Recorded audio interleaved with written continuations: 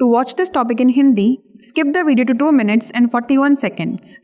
Hello everyone, welcome to another episode of Legal Update. The topic of discussion is water pollution in NCT of Delhi. First, let us see why is it in the news.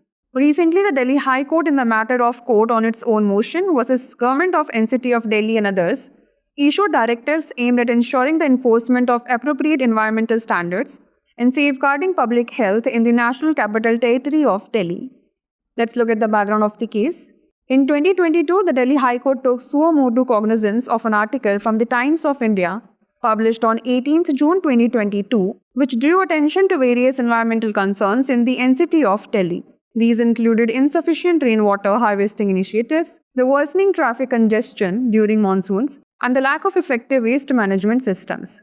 The court examined the operation of sewage treatment plants, the discharge of untreated sewage into the Yamuna River, and the unauthorized industrial pollution from residential areas. The court also discussed the desilting of 22 major drains in Delhi. Multiple statutory agencies, including the Delhi Jal Board, Central Pollution Control Board, and the Delhi government were involved in addressing these issues.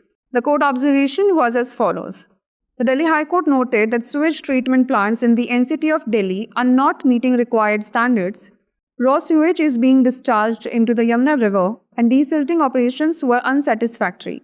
It also found discrepancies in the sewage treatment data and directed measures for the protection of the Yamuna River and in pursuance of ensuring proper environmental standards and public health safety in the NCT of Delhi. The Delhi High Court has scheduled the next hearing of the matter for 22nd November 2024. Let's know more about Water Prevention and Control of Pollution Act 1974. This act provides for the prevention and control of water pollution and the maintaining or restoring of wholesomeness of water for the establishment of boards with the same purpose. Under Section 48 of the Act, if a government department commits an offence, the head of the department is deemed guilty unless they can prove it was without their knowledge or they took all necessary precautions to prevent it. Before we wrap up, here's a question for you. Who is deemed guilty if an offence is committed by a government department under Section 48 of the Water Prevention and Control of Pollution Act 1974? Head of the department, government official in charge, the Prime Minister, or the President? Send the answer to this question in the comment section. Like, share and subscribe for more such content. नमस्कार, legal update programme में आपका स्वागत है। आज हमारी चर्चा का विषय है राष्ट्रीय राजधानी क्षेत्र दिल्ली में जल प्रदूषण। सबसे पहले जान लेते हैं यह चर्चा में क्यों है।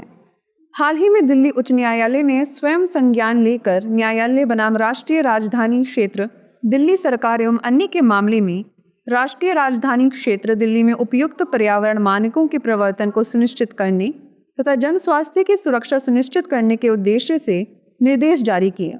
चलिए जान लेते हैं मामले की पृष्ठभूमि।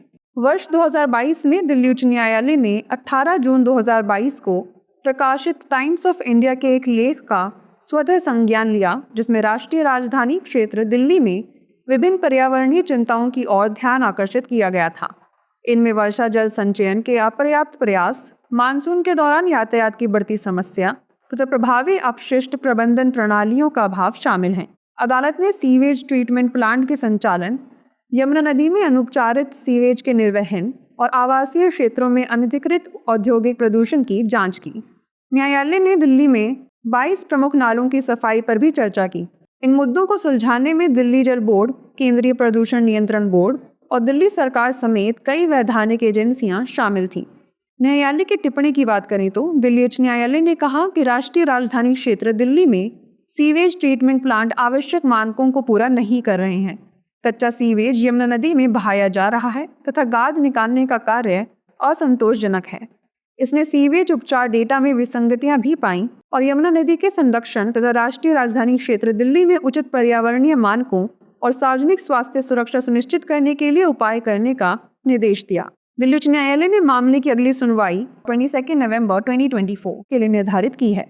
आइए अब जान लेते हैं जल प्रदूषण निवारण एवं नियंत्रण अधिनियम 1974 के बारे में। यह अधिनियम जल प्रदूषण की रोकथाम और नियंत्रण तथा जल की स्वच्छता बनाए रखने या बहाल करने के लिए इसी उद्देश्य से बोर्डों की स्थापना का प्रावधान करता है। अधिनियम की धारा 48 के तहत यदि कोई सरकारी विभाग कोई अपराध करता है तो विभागाध्यक्ष को दोषी माना जाता है जब तक कि वह यह साबित नहीं कर देते कि यह उनकी जानकारी के बिना हुआ था या उन्होंने इसे रोकने के लिए सभी आवश्यक सावधानियां बरती थी। आइए अब नोट कर लेते हैं अभ्यास प्रश्न। यदि किसी सरकारी विभाग द्वारा जल प्रदूषण निवारण एवं नियंत्रण अधिनियम 1974 की धारा 48 के अंतर्गत कोई अपराध किया जाता है तो किसे दोषी माना जाएगा? विभागाध्यक्ष, प्रभारी सरकारी अधिकारी, प्रधानमंत्री या राष्ट्रपति? इसका उत्तर हमें कमेंट सेक्शन में जरूर भेजिएगा। ऐसी ही और वीडियोस देखने के लिए लाइक, शेयर और सब्सक्राइब करना ना भूलें। धन्यवाद।